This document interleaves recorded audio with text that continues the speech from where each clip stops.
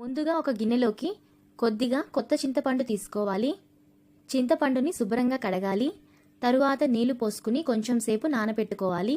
ఈ విధంగా చింతపండు నానిన తరువాత బాగా పిసికి పల్చగా రసం తీసుకుని పక్కన పెట్టుకోవాలి. ఇప్పుడు అందులోకి చింతపండుకి తగినంత కొత్త బెల్లాన్ని సన్నగా తరిగి వేసుకోవాలి. ఇప్పుడు ఇందులో సన్నగా తరిగిన మామిడికాయ ముక్కలు వేసుకోవాలి.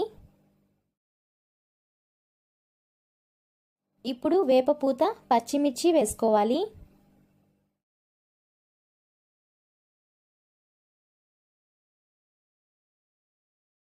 ఇప్పుడు ఇందులో తగినంత ఉప్పు వేసుకోవాలి. నేను 3/4 టీ స్పూన్ ఉప్పు వేశాను.